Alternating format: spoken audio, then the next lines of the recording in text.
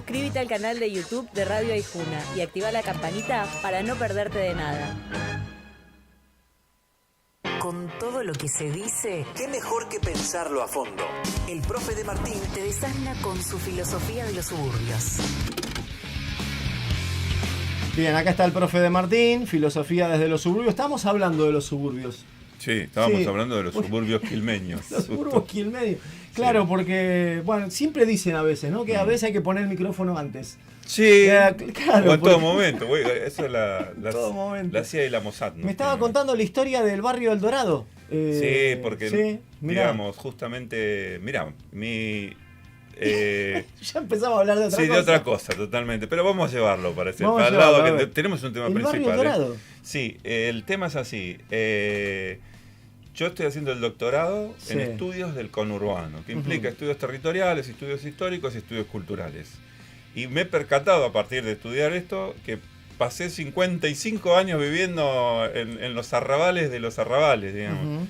Así que conozco bien la historia desde adentro, desde la vivencia, y además en mi memoria están los paisajes de los cambios que ha sufrido el conurbano, y bien podemos decir, vos también seguramente, bien podemos asegurar que el conurbano está en un proceso histórico de construcción y de su unidad identitaria, cultural. Constante.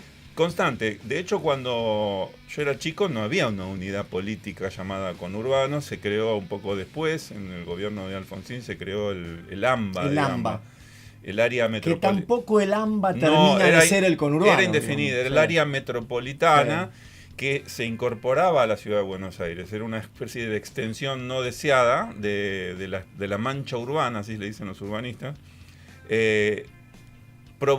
supuestamente provocada por la potencia económica del puerto de Buenos Aires. Entonces, era como una consecuencia no deseada del conurbano. Paulatinamente todo eso fue cambiando, no ese es el tema nuestro, podemos tomarlo ese tema en algún momento. Voy tirando de esa cuerda de esa historia. En esos arrabales, El Dorado. En esos arrabales del Dorado hubo pequeños barrios que imagínate que se crearon en la década del 50, pequeños barrios que eran movilizados por el crédito público y fundamentalmente por el gobierno peronista. Y uno de esos barrios era justamente que estaban atrás de lo que había sido una chacra, que era la chacra de Carlos Dorado. Esa chacra de Carlos Dorado, una de las casas más importantes de esa chacra es la actual Escuela Agropecuaria de Quilmes Oeste, del Dorado. La Escuela Agropecuaria número 1. Exactamente. La primera de la provincia de Buenos Aires. Esa finca era una casa donde vivía Carlos Dorado. De hecho, detrás de esa casa, yo desde chiquitito, eso era todo campo, ¿verdad? No había no había avenida, no había calle, no había paredes, nada. Nosotros jugábamos ahí, corríamos en el campo. Había un arroyo. Había un arroyito y había... Ahí atrás. Sí, había como una islita que estaba detrás de lo que sería el Museo de Transporte. Había una especie de lagunita con una islita y nosotros íbamos a pescar ahí, así que imagínate. He ido a pescar. ¿Sí? ¿Has ido a pescar ahí? Mira qué bien. Llegué a ir a pescar. Qué bien, claro. Sí. Era todo campo. Nosotros vimos crecer eso, cambiar totalmente, transformarse en una zona comercial. Sigo tirando ahí de la cuerda, digamos, todo esto vino porque por ahí cerca vivía Willy Quiroga. Willy Quiroga en los últimos años vivía a 2 cuadras más o menos del Dorado, de la Escuela Agropecuaria, para el lado de Triunvirato. Más o menos 2 cuadras y media. Y ahí ensayaban, en la década del 80, ensayaban la vuelta de Box Day. Pero se comentaba en el barrio que Box Day había nacido del otro lado del Dorado, a donde es ahora la avenida Smith, la avenida del Sur, tuvo varios nombres. Por ahí, en el barrio cerca de la terminal de la 293, cerca del Club El Dorado. Ahí donde vivía Willy Quiroga en otro momento, y según dice la leyenda, ensayaban en una casa, que nosotros la teníamos identificada. Y yo, como era adolescente, Box Day no se había reunido todavía, y para nosotros era la leyenda del barrio. Entonces nosotros seguíamos un poco esa historia y queríamos replicar un poco la historia de los muchachos del Dorado. Sigo tirando. Box Day, que Willy Quiroga, que tocaba con Box Day, banda histórica de nuestro conurbano y de nuestro rock nacional, que hizo uno de los más grandes discos de la historia yo creo que de la historia del siglo XX. Sí, de Latinoamérica. Sí, y del mundo. Y del mundo, ¿por qué no? Sí, Tirémosla también. Sí, del mundo. Sí, no tengo ninguna duda de eso. La Biblia, según Box Day. Que acá el profe conoce de punta a punta porque la tocó varias veces. La conozco porque la tocábamos de chico, la tocamos de grande. Este año tocamos algunos temas de la Biblia, los tomamos porque tienen un componente compositivo realmente muy rico. Son ricos en todos sentidos. Desde el punto de vista musical, así que nosotros los hacemos. Un filósofo tocando la Biblia. Hacemos reversiones, sí. Y ahí hay un tema que se llama Claro, y en la década del 80 ellos vuelven a tocar la Biblia, justamente, y uno de esos temas es un punto más trágico y más intenso del disco, que es Las Guerras, ¿no? Las Guerras. Que termina con esa. Basualto era el baterista, el genial baterista de Box Day, que le da un toque marcial hacia el final de la canción, el redoble, ¿no? Le pega los redobles como si fuese una marcha militar y termina muy, muy fuerte la canción, ¿no? Es muy intensa. Título, La Guerra. Y queríamos hablar de las guerras, porque la verdad es que estamos en una situación verdaderamente muy, muy límite, sobre todo en lo que sería el territorio latinoamericano. Hay una guerra colonial, una guerra imperialista que se está acercando peligrosamente, ¿verdad? Las amenazas de Estados Unidos a Venezuela van escalando, ¿no es cierto? Va paulatinamente siendo cada vez... Ahí está. Lo pusieron. Ahí está. Tremendo, ¿no? Qué lindo, qué lindo. Inclusive ese sonido un poquito... Es sucio, me encanta. Me parece especial. Sucio, precario, uno podría decir. Sí, claro, ¿no? sí. El sonido de como sale. De los parlantes de verdad, ¿no es cierto? Y del machaque de los músicos y de los seres humanos haciendo algo creativo. La guerra colonial, decís, no es la primera vez que Estados Unidos hace intervenciones en Latinoamérica. En Latinoamérica no. En Centroamérica lo ha hecho. En Sudamérica, sistemáticamente. En Sudamérica, de manera tan... Pero este momento es particular. Exactamente. Sí. De manera tan decidida y de manera tan explícita, es la primera vez que hace una intervención militar tan fuerte, ¿no? Ya lo ha hecho Inglaterra, obviamente, en la guerra de Malvinas, y ahora, de nuevo, las armas vuelven a situarse de cara, los cañones vuelven a situarse de cara a la costa del territorio sudamericano, y entonces es una situación muy triste, una situación muy delicada, y vamos a ver cómo se desarrollan en los próximos días, ¿no? Entonces sin perder de vista que en Latinoamérica hay enclaves coloniales que son históricos. Nosotros sufrimos obviamente que el de Malvinas, pero cuando vos pensás en las Guyanas, en Belice, ¿no? Sí, Belice. También, digamos, son... Surinam. Son enclaves coloniales que han durado décadas. Sí, eso es Sudamérica. Pero más allá de la condición política relacionada con el gobierno, con los gobiernos, en Latinoamérica pervive y persiste una cultura de colonia. Persiste lo que los filósofos decoloniales llaman justamente una colonialidad, que se expresa en las relaciones políticas, que se expresa en las influencias, se expresa en las condiciones económicas, se expresa en las relaciones sociales y se expresa en muchas formas de sentir y de replicar determinados discursos de la gente.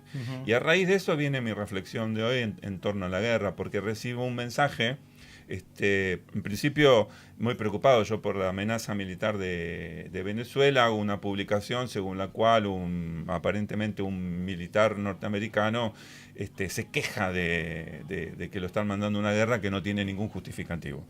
Entonces hago una publicación y un exalumno de origen venezolano me escribe justificando la invasión norteamericana. Claro. Es un venezolano que vive en Argentina, que estudia en la universidad pública, y de alguna manera justifica, en su expresión, justifica la invasión de un ejército colonial, de un ejército imperial en territorio sudamericano. La justificación viene de parte de su experiencia política personal, y él cree que esa guerra que se avecina o que amenaza, cree que es justa. Y entonces ahí está la cuestión central, ¿no?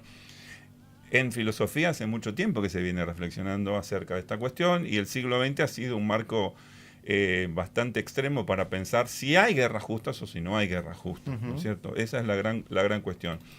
En el siglo XX se vieron guerras de una dimensión como nunca antes se imaginaron, con millones y millones y millones de personas inocentes masacradas, con situaciones extremas como las del Holocausto. Así que eso generó las condiciones para pensar la guerra de otra manera, creó una especie de escenario moral y ético que permitió a los países poner un freno y crear las Naciones Unidas. En el contexto de las Naciones Unidas se creó este ideal kantiano que alguna vez supuso en la paz perpetua, ¿no? Recordemos entonces que Hobbes, aquel diseñador del Estado moderno, cuando piensa en los estados, los piensa suponiendo que justamente las sociedades no pueden abandonar, él parte de este principio, las sociedades no pueden abandonar el estado de guerra. Es como que si no hay alguien superior que medie entre nosotros, que ponga límites y que actúe con justicia, los seres humanos y las sociedades humanas tienden al conflicto bélico. Esto es lo que supone Hobbes. Y por eso se crea el Estado moderno, para que justamente haya condiciones para el ejercicio de la convivencia y para el ejercicio de la paz. El Estado moderno, por eso tiene tanta fuerza, por eso es soberano, está sobre todas las decisiones de las personas individuales. Un árbitro, pero con decisión y con fuerza de ordenar eso, vamos a decir. De ordenar y además creado por todos, por el consenso de la misma sociedad que administra la justicia y que es en sí un Estado de justicia, debería ser un Estado de justicia. Cuando ese Estado no está, entonces comienza la guerra entre los individuos. Kant suponía esto, ¿no es cierto? Si no hay un Estado mundial, no hay un gobierno mundial o no hay una instancia superior de ordenamiento, entonces los Estados van a entrar en guerra entre sí. Esta visión kantiana, esta perspectiva kantiana, de alguna manera en 1948 va a tener un lugar de creación institucional a partir de la ONU, que va a empezar a mediar entre los países para que no haya guerra, va a crear condiciones políticas para que no haya guerra. Estuve viendo la película Napoleón antes de ayer la vi, la película Napoleón. A mí me encantó, hay mucha gente que la critica. Y justamente la encrucijada de Napoleón, muchos consideran que Napoleón proponía o promovía la guerra. Mi punto de vista no es exactamente el mismo, digamos. Él defiende la revolución, que es otra cosa, ¿no? La revolución francesa. El siglo XIX, justamente en Europa, que son los estados coloniales, entraron en una guerra que no tenía fin, ¿no? No se terminó exactamente con el fin del imperio napoleónico, la guerra. Y esa guerra fue mutando, digamos. En el siglo XX, como decíamos, hace eclosión y termina todo de manera súper trágica con el tema de las guerras mundiales y la tecnologización y la tecnificación de las guerras. Entonces ahí se comienza a establecer reglas mundiales para la guerra. Hay reglas para los países que están por entrar en guerra, como es el caso de Estados Unidos y Venezuela. Hay reglas para los países que están en guerra, como es el caso, por ejemplo, de que no se cumplen en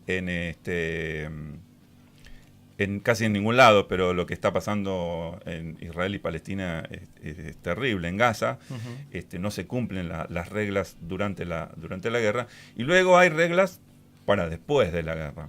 Veremos qué pasa ahora en Ucrania y Rusia, si esas reglas, esos acuerdos se cumplen. Es decir, cuando el ejército termina de... Sí, en cuestiones inéditas también hay que decir que Rusia y Ucrania aún no se declararon la guerra. Todavía no se declararon. Es decir, hay un conflicto bélico. Eso es lo interesante. Todas las reglas del siglo XX que se crearon para de alguna manera crear las condiciones de esto que llamamos una guerra justa, ¿no? Con que tenga cierto marco de derecho, no se están cumpliendo en el siglo XXI, de ninguna manera. Y hay que sumarle algo más a las guerras del siglo XX, de la segunda mitad del siglo XX, que cada vez es más descarado, y del siglo XXI se inauguran con la guerra de Irak, que son las guerras no por la cuestión del dominio territorial, sino exclusivamente guerras comerciales. Guerras, y no solamente por los recursos, por apropiarse de los recursos del otro territorio, que eso ya es bastante es clásico. Lo que está sucediendo en estos últimos 25 años en el siglo XX es que se crean guerras solamente para que la industria militar avance, se desarrolle y esté siempre en un estado de producción. Estados Unidos crea guerras, organiza guerras, proyecta guerras para motorizar la economía y la metalmecánica industrial relacionada con la industria de la guerra.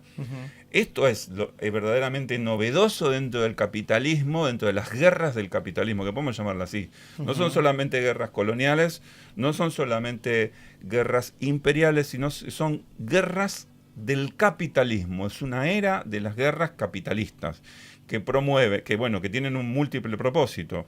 Por un lado, acallar las voces, esto en la cuestión de ideológica y política. Por otro lado, apropiarse de los recursos naturales. Todo el mundo sabe de manera descarada que van a buscar los pozos petroleros de Venezuela. Todo el mundo lo sabe, no les importa nada el comunismo y nada, ni ningún tipo de cuestión filosófica o ideológica. Van por los pozos petroleros de manera descarada, lo están diciendo los mismos funcionarios, los periodistas, están creando condiciones para apropiarse de la cuenca del Amazonas, del Orinoco. Y por otro lado, necesitan promover permanentemente, es decir, darles trabajo a los mercenarios del ejército norteamericano. ¿Por qué digo esto? Porque esto también ha sido una constante en los últimos 10 años, te diría. Tanto el ejército ruso como el ejército norteamericano no solamente están profesionalizados, sino que ni siquiera tienen control sobre ellos los estados nacionales, los gobiernos de los estados nacionales. Putin no tiene control sobre su ejército. Los ejércitos están conformados por corporaciones que crean ejércitos a medida, batallones muy importantes decir la a medida. Privatización de la guerra. Está privatizada la guerra. Está privatizada y son mercenarios, los clásicos y antiguos mercenarios, que también siempre hubo mercenarios. Claro. Recordemos que cuando Jerjes invade Grecia también traía mercenarios y traía su propio ejército, los inmortales, pero después traía mercenarios de todos lados. Lo que sí sucede ahora es que no tienen un control directo del gobierno norteamericano. O sea, hay un comando central, pero cada una de estas corporaciones tiene sus propios ejércitos compuestos por 10.000, 15.000 hombres. No son ejércitos, no son batallones pequeños, sino que son muy grandes. Se viene hablando de la guerra de los Balcanes con esta metodología. Sí. En Medio Oriente, bueno. Antes era como el famoso ejército islámico. Claro. Digamos, ¿no? Ese grupo de muchachos que andaban en Toyota Hilux, cuando acá en el campo no tenían las Toyota Hilux todavía. Operaciones de falsa bandera. Claro, esto se ha visto, por ejemplo, es interesante lo que planteas, entre 2000 y 2010, más o menos, inclusive Norteamérica escondía un poco eso, ¿no? Financiaba por atrás, financiaba los contras de los contras de los contras. Y hacía como movimientos insurgentes que desde adentro, que claramente estaban financiados por la CIA y por el gobierno norteamericano. Ahora ya no sucede eso. Ahora directamente contratan a las corporaciones, Wagner, no sé, la otra, ¿no? Además están los grandes capitales corporativos, BlackRock y todas estas grandes financieras que financian tanto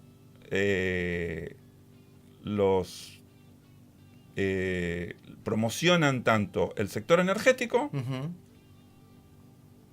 como las guerras para la apropiación de la energía. Es una táctica inglesa, están de un lado y del otro. Financian a la paz, financian la paz y el desarrollo energético sustentable, de la misma manera que financian los ejércitos para apropiarse de los territorios y de los recursos energéticos fósiles clásicos. Entonces, es todo muy complejo. El concepto de guerra justa debe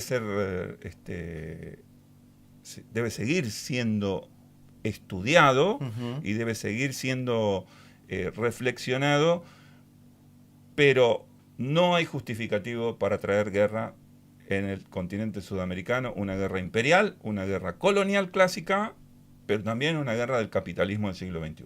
Muy bien, el profe de Martín estuvo por acá, hoy desde El Dorado, ¿sí? Desde El Dorado. Pensando un poquito la guerra, así, el título podría ser básicamente eso, y en contexto, bueno, de lo que viene sucediendo en las últimas 48 horas, amenaza directa del presidente Donald Trump de darle plazo hasta el día viernes, dijo, Sí, es una tragedia. a Venezuela, Es una en tragedia. este caso a Nicolás Maduro, para que deje el país junto a su familia. Sería muy triste ver esas escenas. Me daría mucha tristeza. Si te gustan nuestros contenidos, hacenos el aguante.